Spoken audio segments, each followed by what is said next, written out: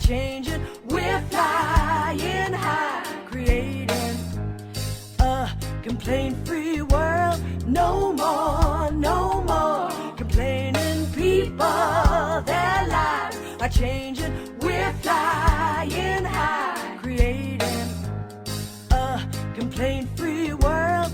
No more, no more. I've spoken on this topic several times before, and I want to revisit it because what happens is I revisit things in my own mind. I revisit experiences. I have things pop up. I see connections between things.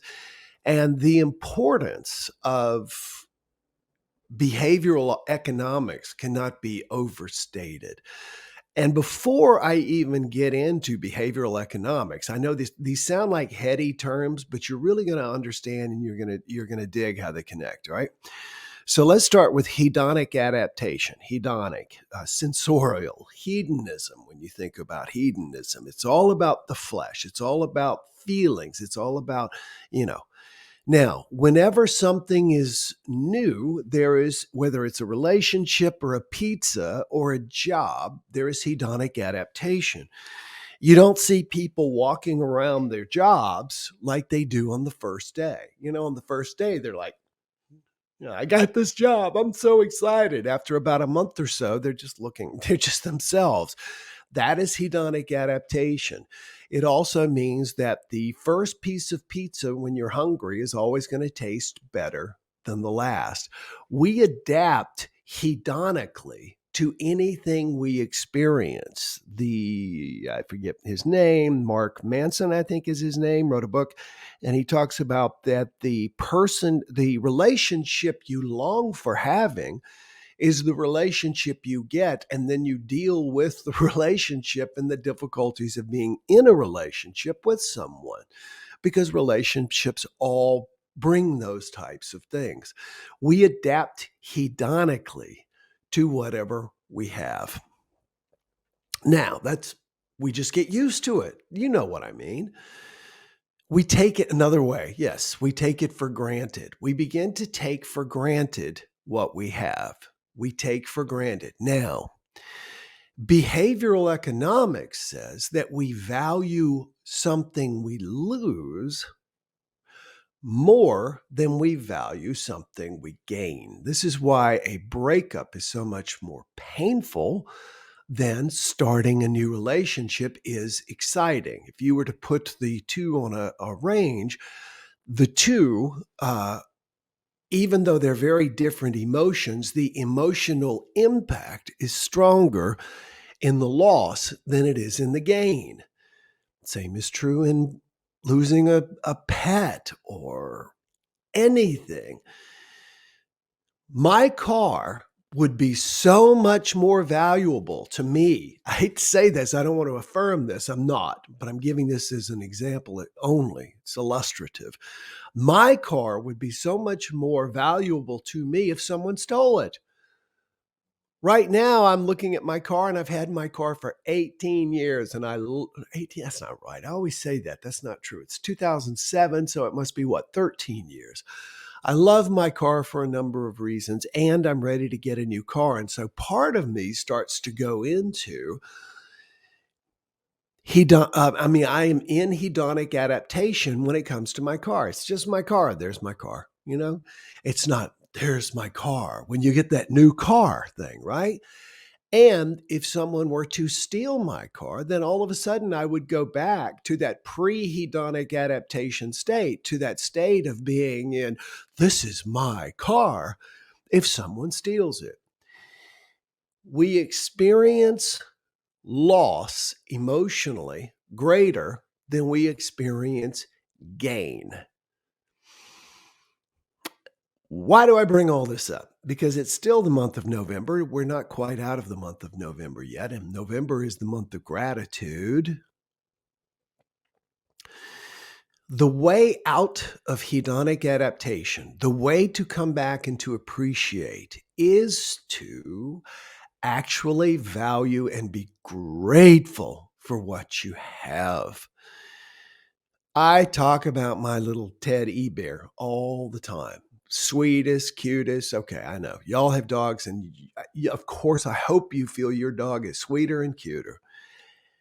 And this morning, a bird got kind of caught in the corridor and couldn't figure its way out. Teddy wouldn't chase it. So I picked him up and we walked and sort of guided the bird to fly out.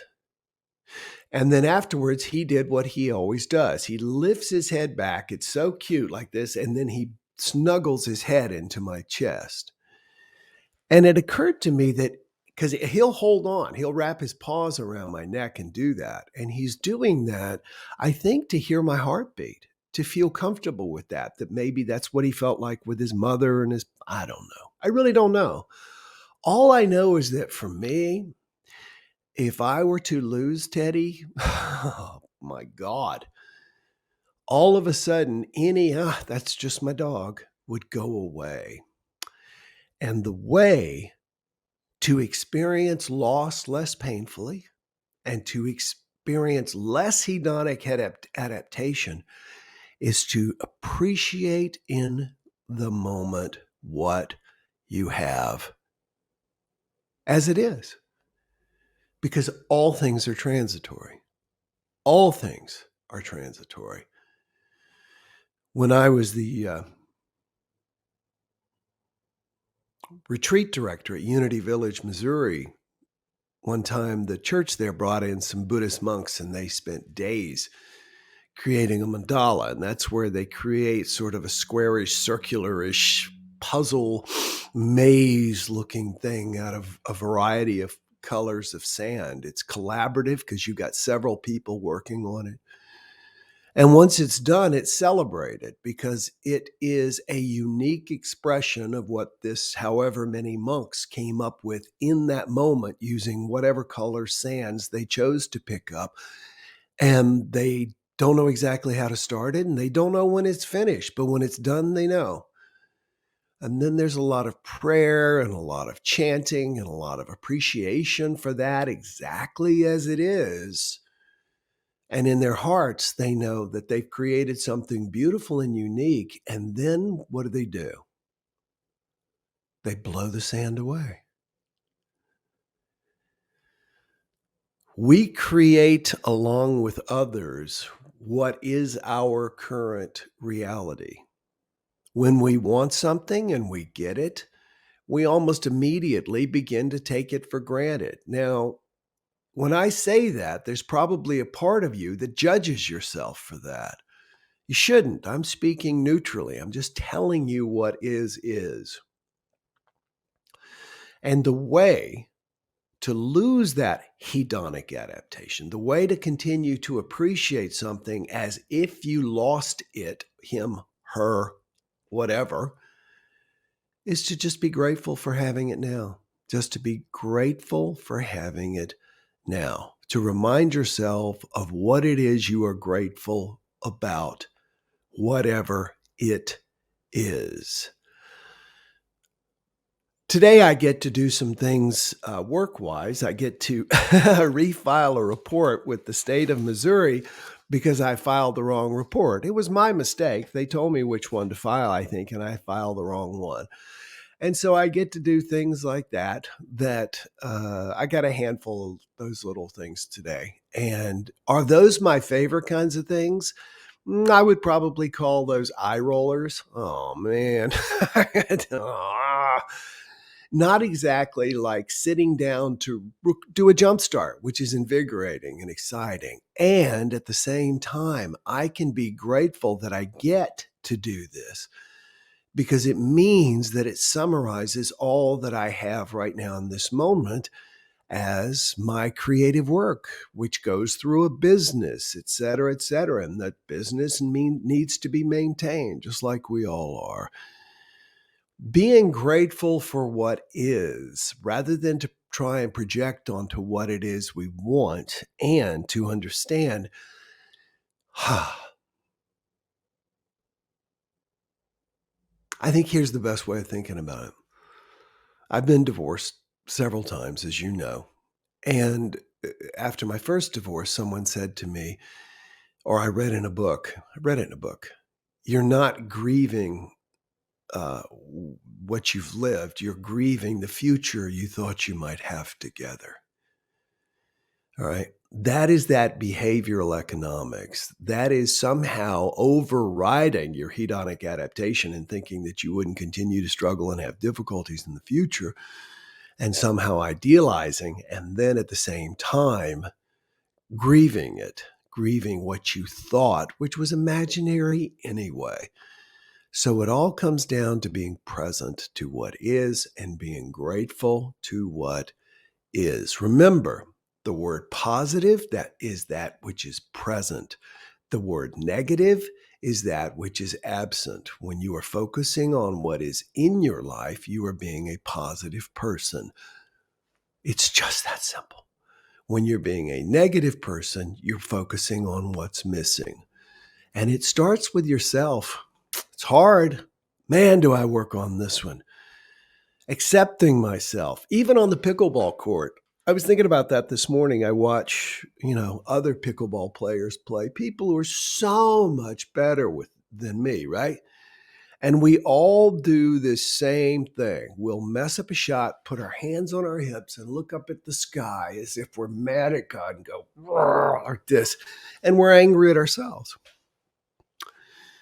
The faster we can get through that, or if we can just glide through that or not even experience that, the better we'll get. In fact, what they've discovered is that the greatest golfers in the world, when they hit a bad shot, they immediately replay the shot. They close their eyes and replay the shot in their mind, seeing and feeling themselves hitting it exactly where they wanted. That's it. Not going into any of the So we want to start by being positive with ourselves. Do I have stuff I roll about my eyes about myself? Oh, yes.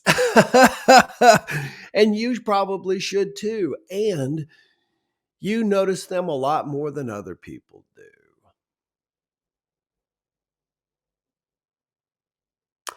If you were gone, you'd miss you.